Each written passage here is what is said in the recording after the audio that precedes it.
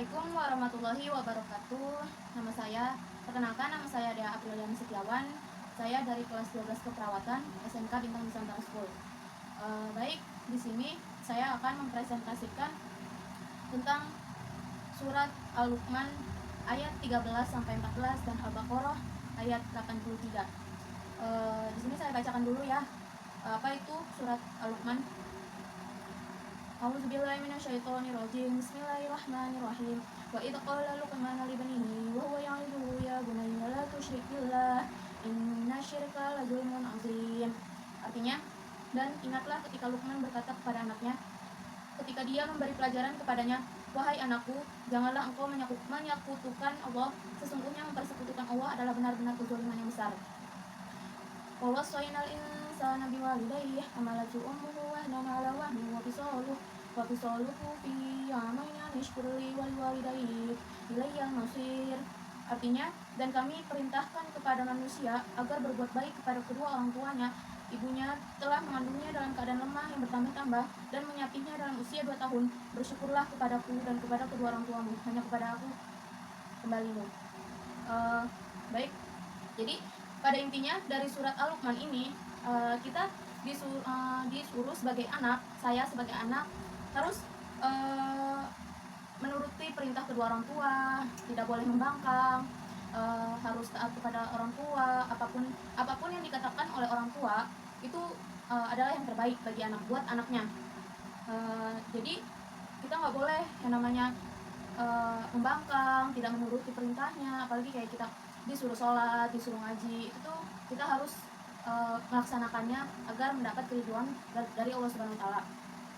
Kemudian saya akan membacakan surat Al-Baqarah. A'udzubillahi minasyaitonirrajim. Bismillahirrahmanirrahim. Wa idz akhadna mitsaqa bani Israila la ta'buduna illallah wa bil walidayni ihsanan wa dzil qurba wal yatama wal masakin wa qulu lin-nasi husna wa aqimus salata wa atuz zakata tsumma tawallaytum illa qalilan minkum wa antum mu'ridun. Dan artinya, dan ingatlah ketika kami mengambil janji dari Bani Israel, janganlah kamu menyembah selain Allah dan berbuat baiklah kepada kedua orang tuamu, kerabat, anak-anak yatim, dan orang-orang miskin, dan bertutur katalah yang baik kepada manusia. Laksanakanlah sholat dan tunaikanlah zakat. Tetapi kemudian kamu berpaling mengingkari kecuali sebagian kecil dari kamu, dan kamu masih menjadi pembangkang.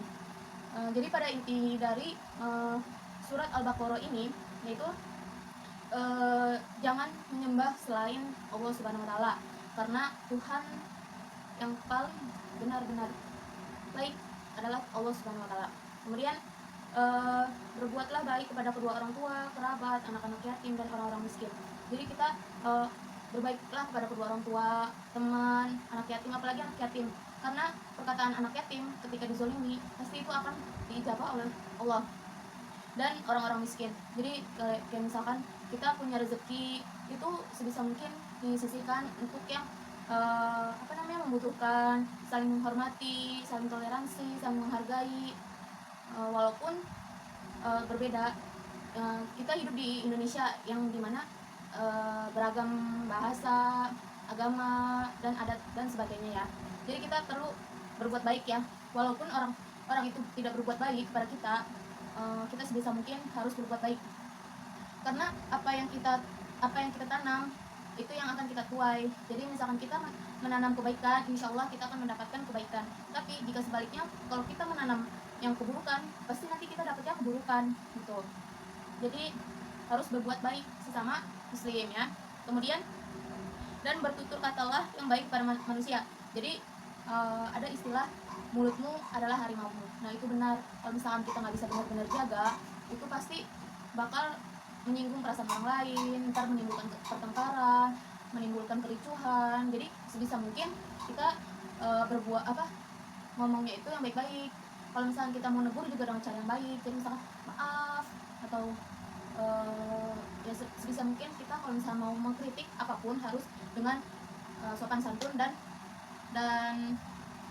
baik ya. Kemudian laksanakanlah sholat dan tunaikanlah zakat. Walaupun kita nggak baik, seenggaknya kita sholat ya, dan menunaikan zakat.